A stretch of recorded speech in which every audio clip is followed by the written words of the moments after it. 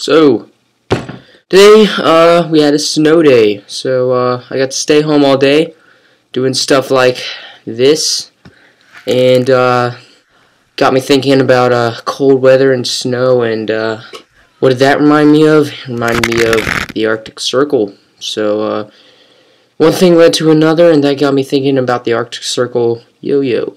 And that got me to remember all of the comments that I got that asked for a review of its bigger brother, the Arctic Circle 2. So, I have a lot to say about this yo-yo, and I really love it. It's currently my favorite yo-yo. I mean, it's got so many good things about it, so let's just get on with it, so get this done as quickly as possible. So we got our box, alright. This is some pretty crazy looking artwork. It's pretty nice. It's got the ship out in the ocean, and it's obviously in some kind of storm, and it's got some stamp on it, and it says Arctic Circle Second Expedition. That's what it's also known as. As many of you already know, this artwork is really cool. So we got the colorway. I really love this colorway. It is Confetti. I discussed this colorway in my Woolly Marmot 2 review video, so if you're wondering what I think about this colorway, long story short, I freaking love it. It's awesome. It's very colorful, and it's just great. Some are better than others, but, you know, it's just how it is. Let's open it up. Arctic Circle 2 in Confetti. Alright, so, as always, we have the snakeskin paper craft stuff that I think looks really cool. And, of course, you always get some neon string. I'm not sure what kind it is, but it's a neon string. Get it. Here it is. This is the Arctic Circle Second Expedition. It's much, much different from its original, the Arctic Circle 1. I guess I'll cover that briefly. This isn't really a comparison video, but I can go over that briefly. But here we go. I'm just going to go ahead and start off with my general opinion on this yo-yo. It's my favorite yo-yo up to date. I mean, I'm not kidding. It's insanely good for competition kind of tricks and fast tricks, tech tricks, body wrap tricks, slack tricks, injection tricks, injection tricks, rejection tricks, all kinds of tricks. Obviously, this is a good yo-yo for tricks, because I don't know what else you would do with a yo-yo. Let's just get off with the basic stuff. Let's start out with the stats.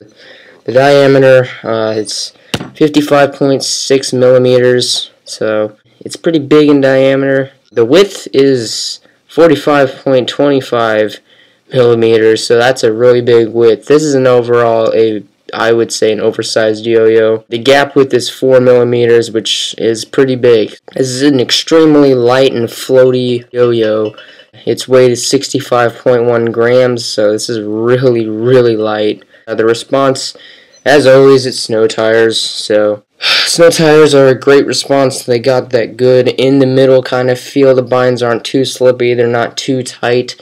Pads like IR pads and stuff, their binds are they're just way too tight, and and then other pads like, I don't know, Duncan's SG stickers, which are horrible. I do not recommend getting them at all. In fact, if you ever get a Duncan yo-yo, unless it's like a Barracuda or one of their $100 ones, if it's one of like the $50 ones, I recommend instantaneously just taking out the guts of it, like the bearing, the response pads. Just take all that crap out and replace it with better hardware in it. So the bearings in those things jam, and the response pads fall out in like a couple hours. I mean, they're not that good, okay? But once you put the guts in that are good, you got yourself an awesome yo-yo. Come on, really now, clock? But as I was saying, once you get the good guts in there, you got yourself a great yo-yo. If it's a Duncan yo-yo that's about $50, $45. You know, like the Echo, the Strix, the Raptor, those kinds of yo-yos, alright? But we're not talking about Duncan right now. We're talking about CLYW. As I said, this is an extremely floaty yo-yo, unbelievably floaty. I can't get over how floaty it is, and I love it. That's part of the reason why this is so great for competition and fast tricks, just because of how floaty and easy to maneuver it is. It's not solid at all. This is probably the most stable yo-yo I own. It literally has, I'd say, zero vibe at all. Like, it's unbelievable how they nailed it so perfectly. I'm just going to go ahead and unscrew it real quick and show you the basic stuff on the inside. Cue Jeopardy music. This may take a while. Alright. So we got the CLYW short axle as it is in the original Arctic Circle. Obviously, it's pretty short. I'm not exactly sure how short it is. Dang, you got some nice circular motion right there, my friend. Yeah, they don't say exactly how long the axle is, but it's pretty freaking short. Let me get a long axle to compare it to, just to show you the differences, because it's pretty big. Alright, so you got your short axle, and you got your long axle. As you can see, there's a pretty big difference. The short axle isn't like twice as small as the long axle, but it's significantly shorter. The reason why it has the short axle opposed to the long axle is because the hub is flat. You don't have any extensions coming out like you would on a bonfire that the axle would stick out into. So you can use a short axle. This has worked great for me. I mean, I don't have any problems with it. Some people will say we'll change the stability levels and stuff, or I don't know. It doesn't matter to me. I don't really think it makes that big of a difference. I do think it might make it a little bit more floaty to have a shorter axle, but I don't know what I'm talking about when it comes to axle lengths affecting what kind of play it has. I have no idea what I'm talking about on that kind of genre, so don't take my word for that kind of stuff, okay? But what I do know is that this has a low wall, which is another change from the Arctic Circle 1, which has a mid-wall. This is the original Arctic Circle. It has a bit more of a flat place next to the response pad, so that gives it a bit tighter of binds at times. Apparently it makes rejections easier to have a mid-wall. That kind of actually makes a little bit of sense, just because that the string wouldn't have as long as a distance to go to when it's getting rejected out of the gap. That kind of makes a little sense, I think. Oh, shiitake mushrooms. Chris, that's the guy who owns CLYW, obviously. He also did the thing where he dips down into the spacer much more than he would on other models. I'm not sure. It basically makes the weight focused in a different area. I'm not exactly sure where. I mean, once again, there's all these tiny little ticky things that go into making these yo-yos that will make a drastic difference when you're a player like me or someone else that really pays attention to that kind of stuff. I'm not too picky about that kind of stuff. I mean, as long as it's not dead 100% solid on the end, it doesn't feel like a rock on the end, and it's like, it doesn't have any vibe, and I can land all my tricks on, I'm really okay with it. I don't really go too crazy in depth on these tiny little ticky things. I don't really care, but it's always great to have them, just because you really feel like you have something that's a piece of art, not just a piece of machined aluminum. So it's always great to have all the thought and care put into the design of this. But anyway, this actually almost has an H shape. I think you can consider this a bit of an H shape. It's sort of in between an H and a V shape, which is really nice because it fits really nicely in the hand. It gives a good place for your middle finger to purchase, and I love the grip of it. Same thing with the Arctic Circle original, except this is a bit thinner, so it's not as comfortable as this. So if you think this is comfortable, this is even more comfortable, trust me. It has the little grooves in here, like the original Arctic Circle and a lot of his other models. I'm not sure if this is right or not, but I think the grooves are to increase rim weight. Tell me if anyone knows what they're talking about on that criteria. Go ahead and let me know in the comments so I can learn off of it, because I'm not too familiar with the kinds of what you do to a yo-yo to make it do what. So that would be awesome if you could help me out on there. So now here's the place where the two really differ. So the Arctic Circle 1 had these little rings here, which was basically to make the yo-yo more, it was basically to not have all the weight focused towards the rims. It was basically to distribute the weight more. They did not exactly the same thing here. They kind of took the rings and pushed them way up into the the edge of the rim here, there's only a little bit of a dip down. There isn't really a flat part like there is on here. It's different, but the thing that you really get on this that you don't get on this, that if they hadn't changed it on this, you wouldn't be getting on this, is that this is really good for horizontal finger grinds. As you can tell on that last trick in my video, if you watched it. I don't know if you did, but if you didn't, I would suggest watching it because it's pretty cool. I like it. Based on the fact that it has over 21 likes now, I'd say other people liked it too. So this is not a good yo-yo for horizontal finger grinds because the flesh of your finger will run into the rings and it'll get all messed up. This is just not a good HFG yo-yo.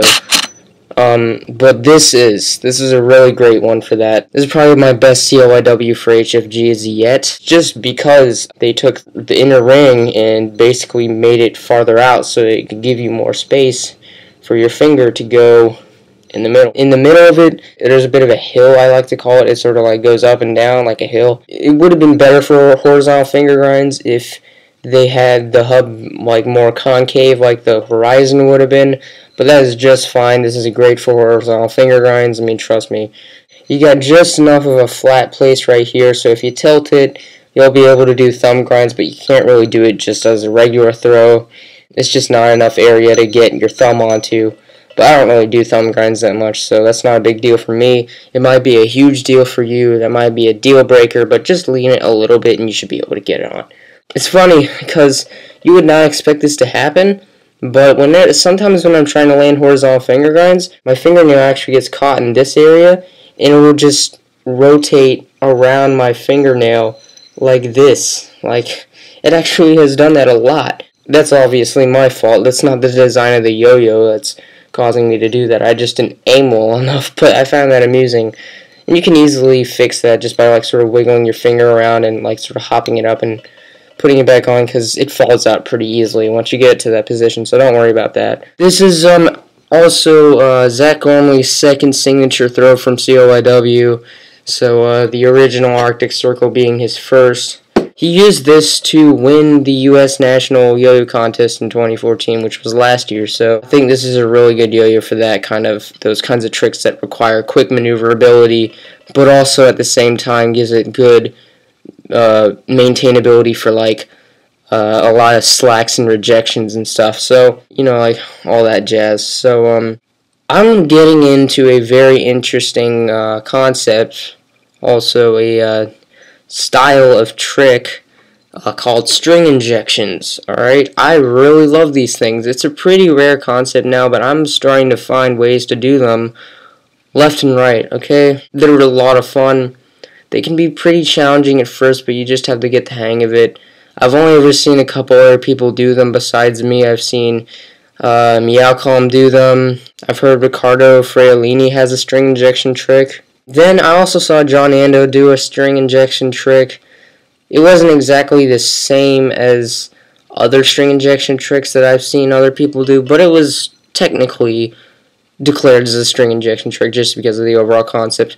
A string injection is basically, if you've seen the video that I made called Use the Force, the yo-yo trick Use the Force, that's basically what that is. It's where you have the string attached to the yo-yo, and then you have another layer of string jammed up in between the one that's connected to the yo-yo and the response pad. So basically the spinning of the yo-yo forces the string to channel through the yo-yo.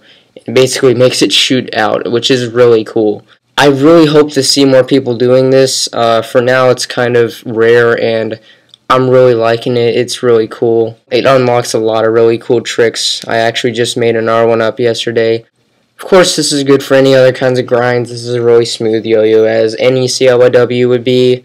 I mean, really, this review is basically going to just be the same as all my others. I mean, this is a great yo-yo for almost anything you throw at it, really. I mean, any CLYW you get, kind of except for, like, the canvas. I'm not a big fan of the canvas. I feel like that yo-yo is a bit aimed for different styles of tricks other than, like, the kinds of tricks I do. You know, like, some people just prefer that round shape of the canvas, and I'm not that big of a fan of it, to be honest. It's a good yo-yo, though, I mean, but I like this style yo-yo better, which is more aimed for competition and ease of use. I'm just going to show you a quick demo on what it looks like while it's spinning, and then really the review should be close to ending. This is what it looks like while it's spinning. It's basically just white. Other sites may make it look like it's like a caramel color while it's spinning. It isn't really, it's just like a white color like this. As I said, this is an extraordinarily stable yo-yo. If you were to pinch this string right here, you cannot feel anything. It's literally zero vibe at all. You got a front view going here, and as you can see, it's good for stuff. The only other thing I can think of is that about the confetti finish. On this yo-yo, it's a little bit darker than it is on, say, the Woolly Marmot 2. The colors on the Woolly Marmot 2 are a bit like brighter and easier to see. Well, on this, it's a bit darker, like the blue, the red, and the yellow. They're just a bit darker. And so is the background color. The background color should be like a white, but this is a bit more of a silver almost, but that doesn't really matter. I mean, it still looks great. I mean, it's a bit unique of a yo-yo, so I really can't think of anything else. If you enjoyed this, go ahead and give it a like if you feel like it. If you didn't like it, go ahead and give me a reason why you didn't like it so I can fix any problems that you might have about it in the future. And thanks for supporting my videos. I really appreciate it. I absolutely love being on YouTube. It's a ton of fun. I'll see you next time. Thanks for watching, and yeah, see you later.